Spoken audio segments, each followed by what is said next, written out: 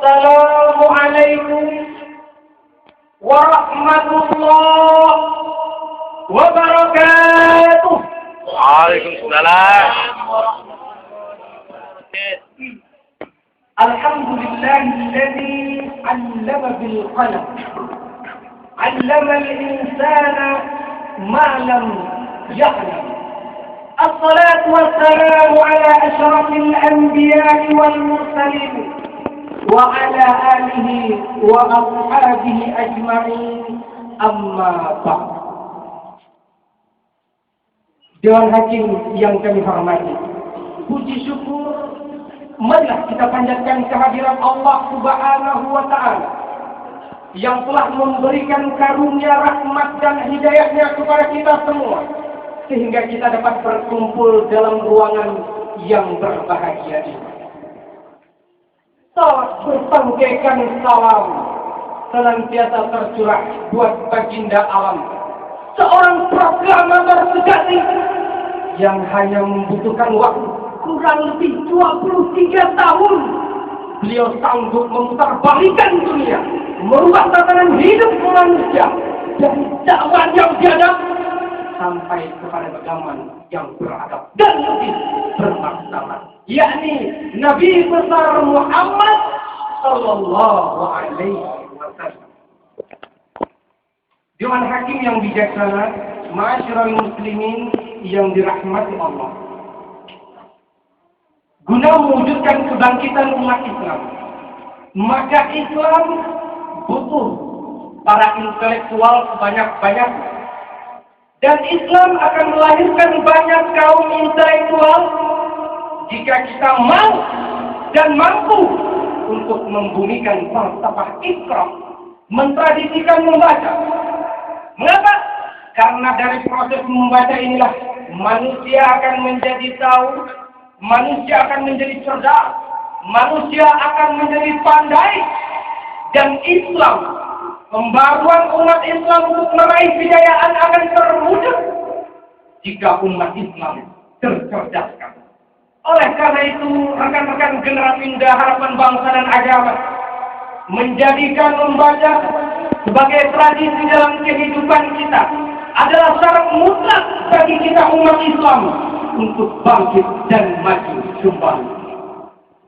Dewan Hakim yang bijaksana, ma'asyiral muslimin wal muslimat yang dirahmati Allah. Oleh karena itu, pada kesempatan kali ini izinkan kami menyampaikan sebuah untayan syarhil Quran dengan tema Al-Quran dan perkembangan ilmu pengetahuan. Rekan-rekan generasi muda harapan bangsa dan agama, untuk mengawali syarahan kami pada kesempatan kali ini, mari kita simak bersama firman Allah, tepatnya dalam surah Al-Alaq ayat 1 sampai dengan 5.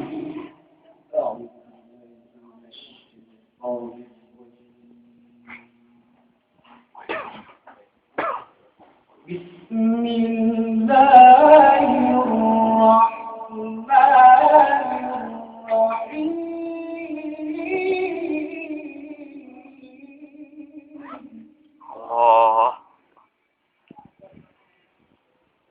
Iqra bismi rabbikal ladzi khalaq, khalaqal insana min 'alaq,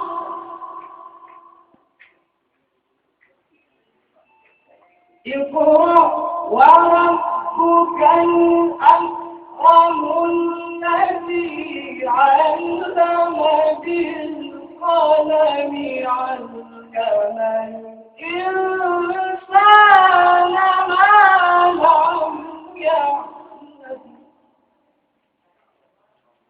Aku berlindung kepada Allah dari godaan syaitan yang terkutuk. Dengan nama Allah yang Maha Pengasih lagi Maha Penyayang. Baca dengan menyebut nama Tuhan yang telah menciptakan. Dialah yang telah menciptakan manusia dari segumpal darah. Bacalah, dan Tuhanmu lah yang maha mulia, yang telah mengajarkan manusia dari sesuatu yang tidak diketahui. Dewan Hakim yang bijaksana, hadirin wal hadirat yang berbahagia. Dari ayat yang telah dibacakan tadi, tepatnya dalam surah Al-Alaq ayat 1 sampai dengan 5. Di sana Allah Subhanahu wa taala menurunkan wahyunya yang pertama kali kepada baginda Nabi besar Muhammad sallallahu alaihi wasallam dengan ayat Al-Qur'an yang diawali dengan kata Iqra. Iqra, baca. Seorang ulama tafsir dari negara kita yang bernama Haji Abdul Malik Karim Amrullah atau lebih dikenal dengan sebutan Buya Hamka pernah menjelaskan dalam sebuah kitab tafsirnya yang bernama Al-Azhar. Di sana beliau menjelaskan bahwa kata Iqra berasal dari kata qara'a yaqra'u yang mempunyai arti membaca. Akan tetapi rekan-rekan generasi muda, arti membaca dalam kata tersebut mempunyai makna yang sangat begitu luas. Iqra, Iqra, baca. Apa yang harus kita baca? Yang harus kita baca adalah ayat-ayat Allah, tanda-tanda kebesaran Allah, baik yang tersurat maupun yang tersirat, baik yang terucap maupun yang tercipta. Hadirin yang dirahmati Allah, betul fenomena-fenomena alam, bumi yang terhampar luas, laut biru membentang seakan tanpa tepi, gunung yang menjulang tinggi ke angkasa, langit yang berdiri kokoh tanpa tiang penyangga, makhluk-makhluk Allah yang saling berpasang-pasangan. Ada laki-laki, ada perempuan, ada siang, ada malam, ada langit, ada bumi, dan lain sebagainya. Ini semua merupakan tanda-tanda Allah, tanda-tanda kebesaran Allah Subhanahu wa taala yang tersirat. Hadirin kaum muslimin yang dirahmati Allah, sedikit yang kita perlu ketahui bahwa kebangkitan Islam akan terrealisasi jika Islam memiliki banyak kaum intelektual. Mengapa? Karena keberadaan kaum intelektual sangat-sangat dibutuhkan bagi kemajuan masyarakat. Sejarah telah menggariskan bahwa setiap proses kebangkitan peradaban pasti diawali dengan kebangkitan intelektual. Kita dapat melihat fenomena tersebut dalam 3 sejarah kebangkitan besar: kebangkitan Islam, kebangkitan Eropa, dan kebangkitan sosialisme komunis, yang kesemuanya itu tentu saja tidak dapat dipisahkan dari peran para pemikir-pemikirnya. Hadirin wal hadirat, rekan-rekan generasi muda harapan bangsa dan agama, mari kita kembali mengulang sejarah. Dahulu, beberapa abad yang silam, Islam pernah memancarkan silamnya menyeruak seluruh Eropa. Dengan apa? Dengan ilmu pengetahuan. Kecerdasan kaum muslimin pada waktu itu berkembang begitu pesat. Banyak lahir dari kalangan kaum muslimin pada waktu itu para ilmuwan-ilmuwan terkemuka, ilmuwan-ilmuwan kaliber dunia, seperti Ibn Rus misalnya, yang dikenal oleh bangsa Eropa dengan sebutan Ibn Rus, Ibn Sina, dan lain sebagainya. Hadirin wal hadirat rahimakumullah, Allah Subhanahu wa taala telah menjanjikan kepada orang-orang yang beriman dan orang-orang yang berilmu pengetahuan akan mengangkat derajat hidup mereka, memuliakan mereka kepada derajat hidup yang jauh lebih tinggi bila dibandingkan dengan makhluk yang lainnya. Inilah yang telah Allah janjikan dalam sebuah firman-Nya, tepatnya dalam surah Al-Mujadalah ayat 11 yang berbunyi, يَرْفَعِ اللَّهُ الَّذِينَ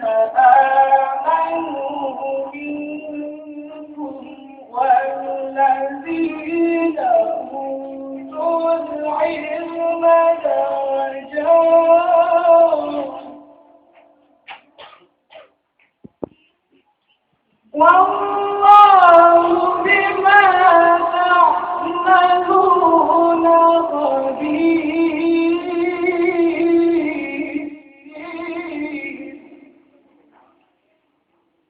Wallahu bima ta'maluna khabir.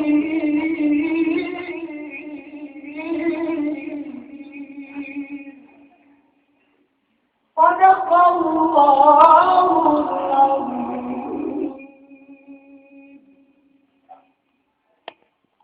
Allah akan mengangkat derajat orang-orang beriman di antara kamu dan orang-orang yang diberi ilmu beberapa derajat.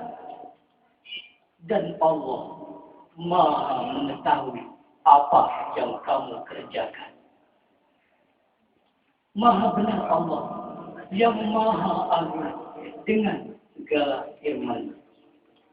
Dewan Hakim yang bijaksana, hadirin rekan-rekan generasi muda, harapan bangsa dan agama. Maka tidaklah merugi. Sangat beruntung sekalilah bagi mereka yang mau dan mampu untuk membaca ayat-ayat dan kebesaran Allah Subhanahu wa Ta'ala. Dengan demikian, jelaslah sudah bahwa ayat yang turun pertama kali juga kepada kita memerintahkan manusia untuk selalu membaca, karena dengan membaca manusia akan memiliki ilmu pengetahuan, dan ilmu pengetahuan adalah kunci kesuksesan hidup baik di dunia maupun di akhirat. Dewan Hakim yang bijaksana, hadirin yang berbahagia, di akhir untayan syarahan kami pada kesempatan kali ini, kami berpesan kepada kita semua, mari kita tingkatkan kualitas dan kuantitas keilmuan kita. Mari kita tingkatkan kualitas dan kuantitas keilmuan kita. Dengan cara apa? Memperbanyak membaca ayat-ayat Allah, baik yang tersurat maupun yang tersirat. Yang kedua, yang perlu kita ketahui bersama, bahwa bangsa kita Indonesia adalah bangsa yang besar, dan kita adalah bagian dari bangsa itu. Sebagai duta bangsa di negara ini, mari kita persembahkan yang terbaik untuk Ibu Pertiwi.